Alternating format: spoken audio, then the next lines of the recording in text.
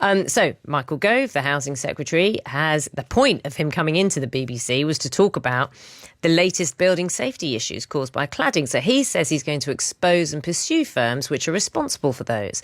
In a common statement later, he'll say developers should pick up the £4 billion bill for fixing problems on low-rise blocks in England, rather than the bill being footed by the people who are living there. It's wrong that leaseholders, the people who are in those flats, should pay. The leaseholders didn't create this problem. And in many cases, the sums concerned are sums that these poor individuals simply can't pay. But it is the case that companies which do have significant turnover, significant profits, significant dividends going out, they can pay. And we will make sure that they will.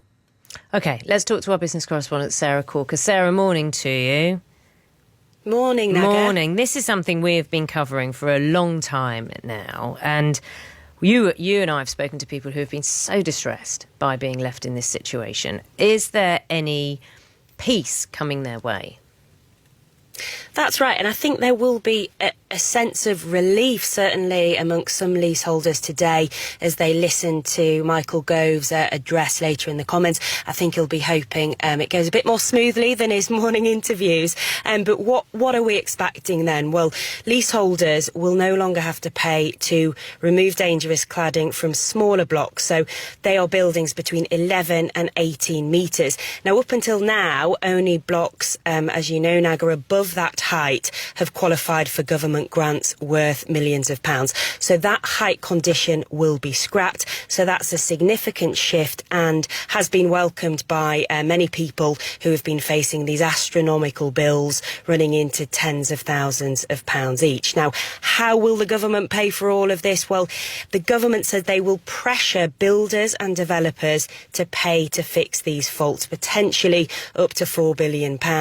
If they refuse, well, we understand the government will threaten them with legal and tax changes to force them to act. And I think what we're seeing is Mr Gove really ramping up the rhetoric, if you like, against the developers and builders who he says have profited from the problems that they initially caused.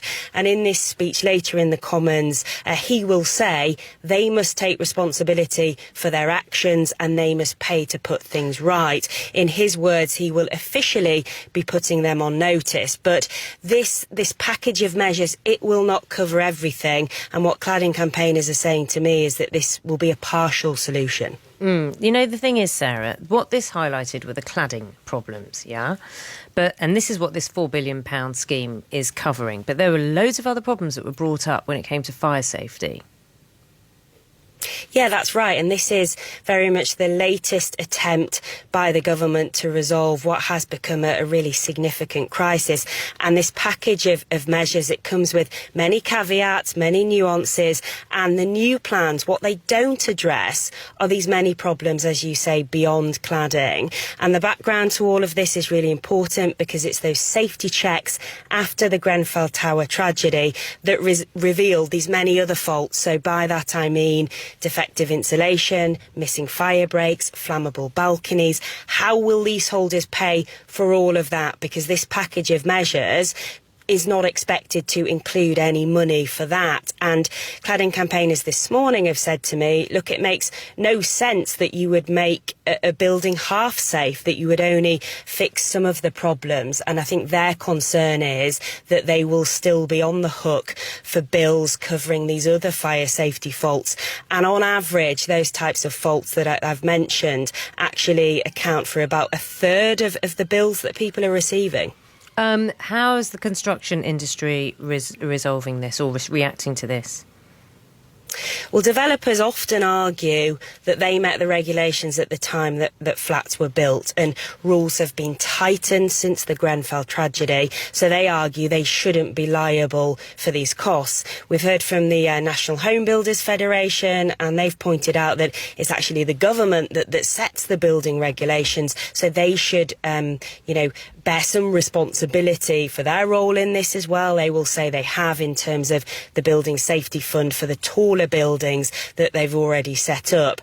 And the construction industry has also said that as well as developers and the government, other parties involved should also be involved in these remediation costs, not least the material manufacturers who we know designed, tested and sold some of these materials, which since Grenfell have proved to be not fit for purpose. And the largest home builders, we've heard from a couple of them today, they say they've already committed to hundreds of millions of pounds to remove dangerous cladding. I think the tally at the moment is about 600 million from some of the largest companies. However, there is a caveat again to this, that is only a tiny fraction of the amount needed, because it's estimated this is a £15 billion problem, and that's just to fix the cladding issue. So lots of factors at play here. Obviously the package that we're expecting later to be announced at about 3:30 in the Commons will go some way to working out just who should pay for this, but it by no means is a complete solution. And I think campaigners across the UK, I think you're going to be speaking to some shortly, will welcome this cautiously. I've got Sophie Bichener with me now, who I've spoken to before. Sarah, thank you so much. I spoke to Sophie in August last year. Now, Sophie was facing a bill of £208,000 to fix the cladding on her apartment in Stevenage, and has been campaigning on behalf of the other residents in her building. This morning, Sophie, morning to you. You met Michael Gove to discuss the government's plans. Morning, Naga. Morning. Yes, we spoke to Michael this morning, who just wanted to kind of speak to campaigners, I guess, ahead of the announcement this afternoon. What did he say? There was a lot said in the meeting, and Michael was keen to get his points across that have been kind of repeated over the weekend, that they believe developers should be paying for the mistakes they've made on buildings, and that there should be a more proportionate approach to this, and that buildings are just made safe but in a measured way. Did he explain why it's taken so long for him to come to that conclusion?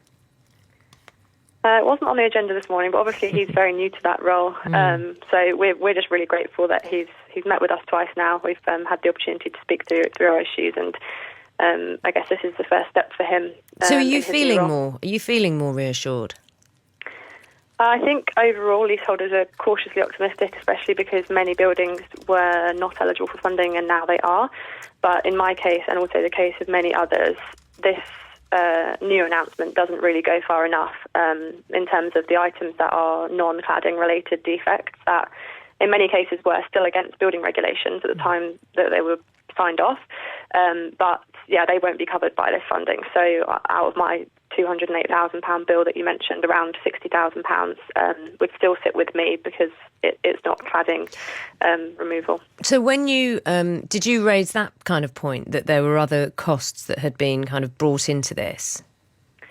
Yeah, absolutely. And I think the government are very aware that it is not just cladding.